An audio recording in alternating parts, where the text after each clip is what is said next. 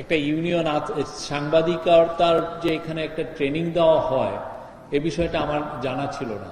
গত বছর যখন এখানে আসি তখন এই বিষয়টা প্রথম আমি জানতে পারি, এবং অনেস্টলি স্পিকিং এটা খুবই একটা ভালো কাজ। এটা আমরা যারা জার্নালিজম করি বা আমরা যারা জার্নালিজমের এই জায়গায় এসছি, আসলে সত্যিকার অর্থে আমরা যদি সেই বয়সে, আপনারা যেই বয়সে জার্নালিজমের প্রশিক্ষণ দিচ্ছেন বা যেই বয়সে আপনার জার্নালিজমের বড় বড় ইস্যুগুলো আপনারা কাভার করছেন বা বাংলাদেশের বিভিন্ন বিষয়ে, এটা যদি আমরা ওই সময় ট্রেনিং পেতাম তাহলে বাংলাদেশের আমাদের আমরা যারা এখন জানা, আমরা হয়তো আরো ভালো কিছু কন্ট্রিবিউট করতে পারতাম। বাংলাদেশে এখন একটা বড় জিনিস হচ্ছে সিটিজেন জার্নালিজম। আমরা যারা ফেসবুকে লিখি, আমরা যারা ফেসবুকে ছবি দেই, আমরা যারা নিজেরা অনেক সময় নিউজ আদান প্রদান করি হোয়াটসঅ্যাপ গ্রুপে, তখন হয় কি আমাদের অনেক ক্ষেত্রে আমরা নিজের অজান্তে ভুল করি, অনেক ক্ষেত্রে আমরা নিজের অজান্তে ভুল তথ্য সরবরাহ করি, বা একজনের কাছ থেকে একটা কানে শুনলাম সেটা আমরা এমনভাবে প্রেজেন্ট করি যে এটা একটা নিউজ। তো এই যে সাংবাদিকতা যাদের ট্রেনিং থাকবে তারা হয় কি এই বিষয়গুলোর ব্যাপারে ওয়াকিবহাল থাকবেন, তারা জানবেন যে একটা ভুল তথ্য দিলে কতটা ভয়ঙ্কর একটা পরিণত হতে পারে। তো এই যে ট্রেনিংটা খুবই এসেনশিয়াল। আমি ঢাকা কলেজ সাংবাদিক সমিতিকে আমি আমার সাধুবাদ জানাই এই ট্রেনিংটা করার জন্য, এবং এটা আমার মনে হয় প্রতি বছর অন্তত 2 বার করা উচিত। আর একটা খুব ভালো জিনিস আমি দেখলাম যে আপনাদের মধ্যে প্রচুর মেয়েদের পার্টিসিপেশন, নারীদের পার্টিসিপেশন অনেক, এটা খুবই খুবই আশাব্যঞ্জক। বাংলাদেশে সত্যিকার অর্থে যে এবারে যে একটা জুলাই অগাস্টে যে অভূতপূর্ব যে আন্দোলনটা হলো, হ্যাঁ, সবাই বলেন যে স্টুডেন্টরা এটা লিড করেছে, ওরা সম্মুখ ভাগে ছিলেন। আমি বলবো যে স্টুডেন্টদের মধ্যেও মেয়েরা সবচেয়ে আগে ছিলেন। আমি নিজে এটা সাক্ষী। প্রথমবার যখন বাংলা প্লকেটের ডাক দেওয়া হলো সেদিন আমি দেখলাম, আমি নিজে তখন সাংবাদিক ছিলাম, তখন আমি দেখি টিএসসিতে আসলাম, একের পর এক প্রথমে যারা আসলো এই যে ছেলেদের ভয় ভাঙানোর জন্য, ছেলেরা মাইন্ড করেন না, ছেলেদের ভয় ভাঙানোর জন্য একের পর এক লেয়ার আফটার লেয়ার মেয়েরা আসছে ফার্স্টে।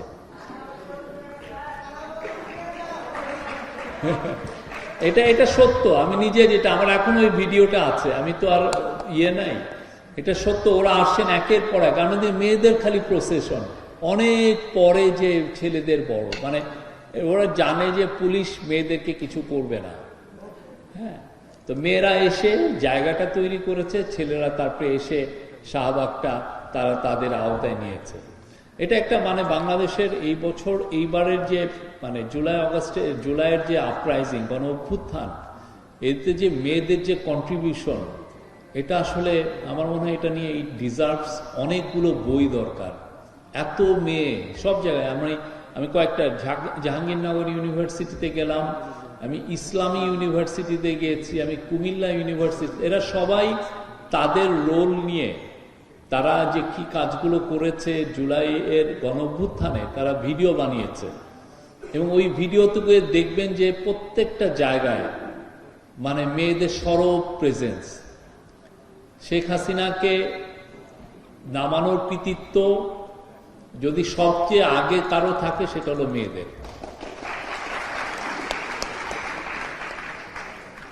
এবং সত্যিকার অর্থে আমি মনে করি যে আপনাদের যে ঢাকা কলেজের যে রোল সেই আন্দোলনে, এটা অনেক বড়। ঢাকা কলেজের উচিত, ঢাকা কলেজের সাংবাদিক সমিতি এটার নেতৃত্ব দিবে, আমি আশা করি তারা একটা ভিডিও করবে, ডকুমেন্টারি করবে তারা কি কি করেছিল। এটার জন্য আমি একটু বলি, আপনারা বাংলাদেশের যতগুলো টিভি স্টেশন আছে সবগুলো টিভিকে বলবেন যে তোমরা ওই আন্দোলনের সময় আমাদের যে ভিডিওগুলো এখানে সামনে আমরা যে মিছিল করেছি, মিটিং করেছি, আন্দোলনে দাঁড়িয়েছিলাম, আমাদের ছেলেমেয়েরা কেউ অনেক আহত হয়েছে, এটা যে ভিডিও ফুটেজগুলো সেগুলো তোমরা আমাদেরকে দিবা। আর ওদের থেকে নিয়ে আপনারা এটাকে খুব ভালো একটা ন্যারেটিভ দিয়ে একটা, আমি আশা করি নেক্সট টাইম যখন এখানে আসবো আপনাদের এই ভিডিওটা দেখতে আসবো। বাংলাদেশ খুবই একটা যুগ সন্ধিক্ষণে এসছে। আমরা কি বাংলাদেশ চাই, কি রকম বাংলাদেশ চাই, সেটারই আসলে সামনের দিনগুলো ডিসাইড হবে যে আমরা কি ধরনের বাংলাদেশ চাই। তো আমরা যেটা কি বাংলাদেশ চাই সেটার একটা বড় আমরা মেসেজ দেখি হচ্ছে দেয়ালগুলোতে।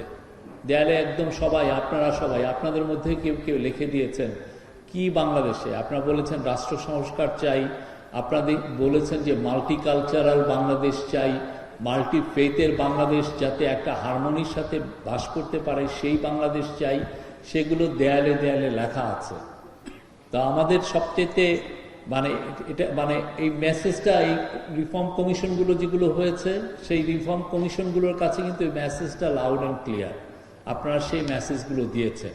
তো আমরা চাই আগামী দিনগুলোতে এই যে রিফর্ম কমিশনের যেই ইয়েগুলো নিয়ে এখন যে ন্যাশনাল ঐক্যমতের যে কমিশন যে কাজগুলো করছে পলিটিক্যাল পার্টিতে, আমরা চাই যে এই ওরা তো ওদের মতো ডায়ালগ করবে, এই ডায়ালগটা যেন আপনাদের এখানেও হয়, আপনারা করেন, আপনারা ডিবেট করেন কি বাংলাদেশ আপনারা চান, কতটুকু কি রকমের বাংলাদেশ চান, এখানে মানুষের অধিকারটা কিরকম হবে, আপনি কি ধরনের, কতটা প্রসপারাস, কতটা লিবারেল, কতটা প্রোগ্রেসিভ, আপনি কি বাংলাদেশ চান, এই পুরো বাংলাদেশটা কিরকম হবে, এইটা আপনারা এখানে ডিবেট করবেন।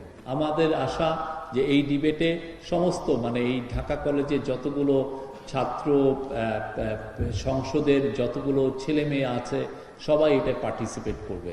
এটা খুবই এসেনশিয়াল।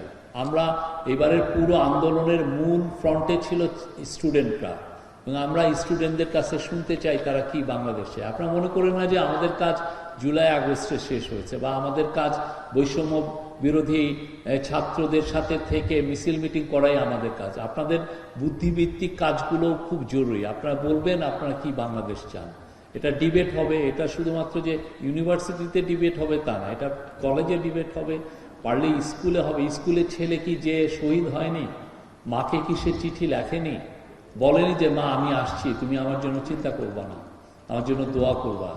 এই তো প্রচুর শহীদ আহনাফ এই চিঠি লিখেছে, অনেকগুলো চিঠি আছে। এটা আপনাদের এখানে হবে যে মাদ্রাসার ছেলেরা যে আন্দোলনে নামলো তাদের সেখানে সেই ডিবেটগুলো হবে।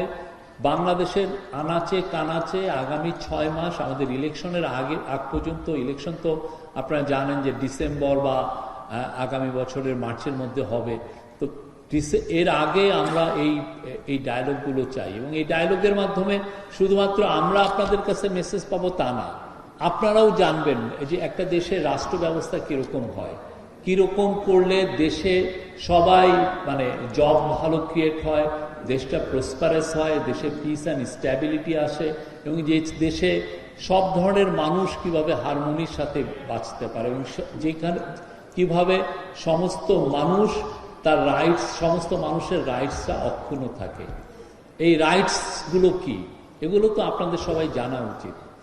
এবং একটা মাইনরিটি যখন বড় হয় বাংলাদেশে, সেই জন্য তার রাইটসটা যাতে খর্ব না হয়, সেগুলোও যাতে এনশিওর হয় এই ডায়ালগের মাধ্যমে। আপনারা এই ডায়ালগগুলো করবেন, এবং এই ডায়ালগগুলোর আপনাদের যে আওয়াজগুলো আমাদের এই ন্যাশনাল ডায়ালগে এটা পৌঁছবে আমরা আশা করি। বাংলাদেশ সত্যিকার অর্থে এটা একটা যুগ সন্ধিক্ষণের সময়। এখানে আমরা সবার পার্টিসিপেশন চাচ্ছি এই ডায়ালগ ডিবেটে। আমরা অনেক মিছিল করেছি, আমরা অনেক মিটিং করেছি, তা আমার মনে হয় যে এখন অনেক বেশি ডিবেট করা উচিত, ডায়ালগ করা উচিত। এটা খুব এসেনশিয়াল। অবশ্যই যারা স্বৈরাচারের যারা দোসর, তারা চাবে যে এই আমাদের ডিবেটগুলোকে দূরে সরিয়ে রাখতে, আমাদের মধ্যে বুদ্ধিভিত্তিক চর্চাকে তারা চাবে যে ডিসরাপ্ট করতে। তারা প্রতিদিন ফেসবুকে মিথ্যা নিউজ দিবে, মানুষকে বিভ্রান্তিতে ছড়াবে। আপনাদের এটা জব, আপনাদের যারা জার্নালিজমে প্রশিক্ষণ নিলেন, আপনারা দেখবেন যে কিভাবে বিভ্রান্তি ছড়ায়। সেক্ষেত্রে আপনারা জানাবেন মানুষজনকে যে এই নিউজটা ফেক, এই বিষয়টা নিয়ে যারা এই স্বৈরাচারের দোসররা যে নিউজগুলো ফেসবুকে দিচ্ছে বা সোশ্যাল মিডিয়া দিচ্ছে, আপনারাই এটা জানিয়ে দিবেন। আপনার ছোট ছোট গ্রুপ হয়ে আপনারা এই কাজগুলো করবেন, ঠেকিয়ে দিবেন যে না, এই নিউজটা, এই তথ্যটা ভুল, এই তথ্যটার মধ্যে সমস্যা আছে। এটার জন্য আপনাদের প্রচুর জানতে হবে। সাংবাদিকতার একটা বড় জিনিস হচ্ছে প্রচুর পড়া। আমি সবাইকে অনুরোধ করব, আপনারা যেটা ডক্টর দেবপ্রিয় ভট্টাচার্য যে এই রিপোর্টটা করলেন, যে dissection of A development narrative, মানে উন্নয়নের পুরো এটাকে যিনি মানে গত 15 বছর যে উন্নয়নের যে ফিরিস্তি আমাদেরকে দিয়েছিল, সেটার উনি একটা পোস্টমর্টেম করেছেন, কিভাবে চুরিগুলো হয়েছে, কিভাবে $234 বিলিয়ন বাইরে চলে গেছে। আমরা চাই আপনারা এই যে ঢাকা কলেজের ছেলেরা বা বাংলাদেশের সমস্ত ছেলে মেয়ে যারা ইউনিভার্সিটিতে পড়ছে, যারা ইউনিভার্সিটি কলেজগুলোতে পড়ছে, বা যারা ইভেন কলেজ বা স্কুলে, সবাই যেন এই রিপোর্টটা পড়ে।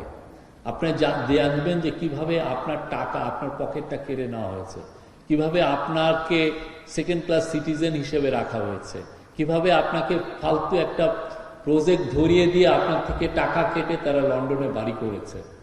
এই জিনিসগুলো আপনার জানা উচিত। আপনি একটু অ্যালার্ট থাকবেন না, ঘুমিয়ে থাকবেন, আপনাকে দেখবেন যে পরবর্তীতে নতুন কোনো পার্টি এসে আপনাকে এই সমস্যায় ফেলছে। আপনারা সবসময় অ্যালার্ট থাকবেন, এটা খুবই দরকার।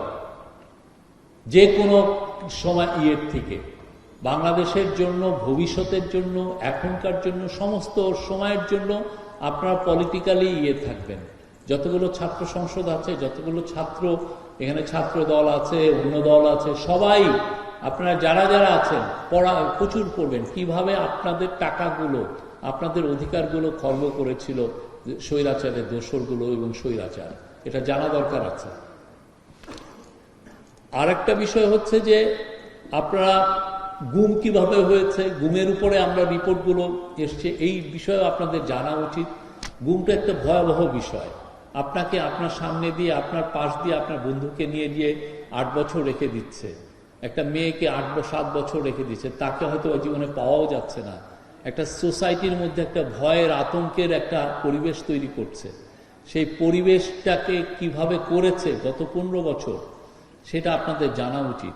এবং এই জিনিসটা নিয়ে আমার মনে হয় আপনারা অনেক বেশি বেশি পড়বেন। আরও অনেক পড়ার বিষয়ে ইউএনের একটা রিপোর্ট এসছে। আমি বলবো যে এইখানে যারা আছেন, ইউএনের 127 পাতার রিপোর্ট, আপনারা সবাই ওইটা ডাউনলোড করে পড়বেন। কিভাবে জুলাই আগস্টে এই আমাদের ছোট ভাই বোনদেরকে খুন করা হয়েছে, তাদের অধিকার খর্ব করা হয়েছে, তাদেরকে পাখির মতো গুলি করে মেরে ফেলা হয়েছে, এটা জানা উচিত। আপনারা ওইটা এমন না যে এটা পড়ায়, আপনারা সবাই মিলে পড়লেন, ইংলিশটা কেউ বাংলায় অনুবাদ করলেন, করে সবার এটা পড়া উচিত। এই জিনিসগুলো আমাদের প্রত্যেকের, এইখানে যে যারা আছি, আপনি ভাববেন না যে আপনি ইয়াং, আমি এটা দরকার নাই, কিন্তু আপনারও এই জাতির ভবিষ্যতে আপনার স্টেক আছে। আপনি এটা পড়েন, দেখবেন যে কিভাবে তারা এই খুনগুলো করেছে। এটা খুব এসেনশিয়াল। যতগুলো গত 15 বছরে যত ধরনের অন্যায়, অবিচার, অত্যাচার করা হয়েছে, যতগুলো ডকুমেন্ট আছে, সেটা আপনারা পড়বেন। এটা কেন করবেন? যাতে এই ধরনের ঘটনার বাংলাদেশে আর না ঘটে, এটার ব্যাপারে আপনার জেনে রাখা, এবং আপনার অধিকারগুলোর জন্য কেউ এসে, এটা ইন্টারিম গভর্নমেন্টই হোক আর অন্য কোনো গভর্নমেন্ট, কেউ যেন আপনার অধিকার কেড়ে না নেয়। এই জিনিসগুলো খুবই প্রত্যেকটা মানুষের এটা জানা উচিত। আর আপনি যদি পলিটিক্যাল অ্যাক্টিভিস্ট হন, কোনো স্টুডেন্ট উইংয়ের সাথে যদি আপনি জড়িত থাকেন, আপনার জন্য এই পড়াটা আরও এসেনশিয়াল। এখন থেকেই আপনি আরও বেশি করে জানবেন যে কি হয়েছিল, এটা খুব দরকার।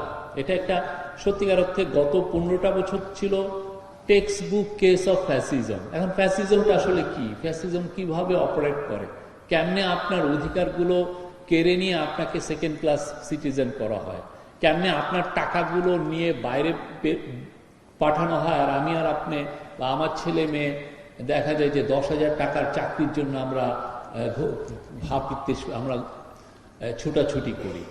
তো এই যে বাংলাদেশ, এই যে আমরা যে বাংলাদেশে চাচ্ছিলাম, সেটাকে কিভাবে হাইজ্যাক করা হয়েছে, এই পুরো জিনিসগুলো আপনাদের জানা উচিত। এবং এগুলো নিয়ে আমার মনে হয় যে ঢাকা কলেজের যে সাংবাদিক সমিতি, এটা নিয়ে অনেক বেশি ডিবেট ডায়ালগের আয়োজন করতে পারেন। এটা জানাটা খুবই জরুরি।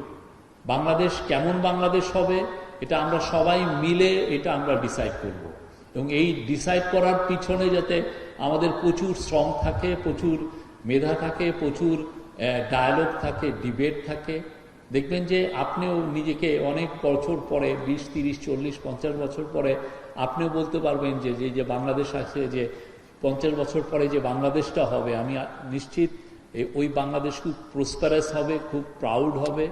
তখন আপনি বলতে পারবেন যে না, আমি এই বাংলাদেশের নির্মাণে আমি পার্টিসিপেট করেছিলাম, অংশগ্রহণ করেছিলাম, এবং আমি এই প্রাউড মেম্বার। আমি আর বেশি কিছু বলবো না। Thank you very much. আপনারা আমাকে ইনভাইট করছেন, ইটস এ ভেরি মানে it's an honour for me. এইখানে এসে যে কথা বলবো এটা চিন্তাই করা যায় না। Thank you very much. Thank you.